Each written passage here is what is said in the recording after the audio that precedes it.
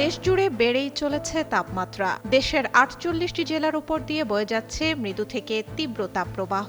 এই ভয়াবহ পরিস্থিতির মধ্যেই আরও এক উদ্বেগজনক খবর জানালেন বিজ্ঞানীরা। বিশ্বব্যাপী তাণ্ডব চালাতে আসছে আবহাওয়ার বিশেষ ও ভয়ঙ্কর অবস্থা সুপার এল নিনো। কিন্তু কি এই সুপার এল নিনো? প্রশান্ত মহাসাগরের পানির তাপমাত্রা অস্বাভাবিকভাবে বেড়ে যাওয়াই হলো সুপার এল নিনো। এটি বিশ্বজুড়ে আবহাওয়ার স্বাভাবিক ভারসাম্যকে মারাত্মকভাবে ক্ষতিগ্রস্ত করে। এর প্রভাবে বিশ্বের গড় তাপমাত্রা রেকর্ড উচ্চতায় পৌঁছায়। কোথাও তীব্র খরা ও দাবানল দেখা যায়, কোথাও বা প্রবল বন্যা ও ঘূর্ণিঝড়। বিশেষজ্ঞরা বলছেন, সুপার এল নিনোর প্রভাবে দেশে তাপপ্রবাহের সময় এবং তীব্রতা বেড়ে যাচ্ছে।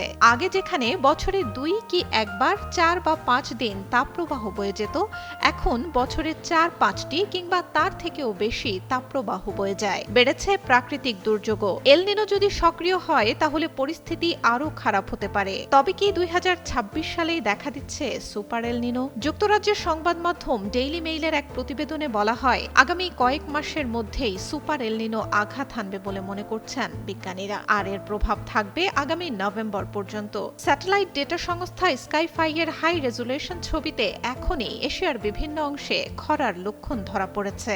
জাতিসংঘের মহাসচিব অ্যান্টোনিও গুতেরেস বলেন, আগামী কয়েক মাসের মধ্যেই এসে যাবে এল নিনো। এটিকে জরুরি আবহাওয়া সতর্কতা হিসেবে নিতে হবে বিশ্বকে। এল নিনোর ভয়াবহতা নিয়ে এখন থেকেই সতর্ক করা শুরু করেছেন বিজ্ঞানীরা। এর প্রভাবে বিশ্বের একদিকে দেখা দেবে তীব্র খরা, অন্যদিকে প্রবল বন্যা। ফলে দেখা দেবে খাদ্য সংকট, খাদ্যের দাম বাড়বে হু হু করে। ইতোমধ্যেই খাদ্য সংকটের মুখে পড়েছে এশিয়া। ভারতে কমে গেছে বৃষ্টিপাত। যেখানে বিশ্বের মোট চাল রপ্তানির ৪০% নিয়ন্ত্রণ করে ভারত, সেখানে দেশটিতে ধানসহ সয়াবিন, ডাল, আখ ও ভুট্টার মতো গ্রীষ্মকালীন ফসলের উৎপাদন কমে গেছে।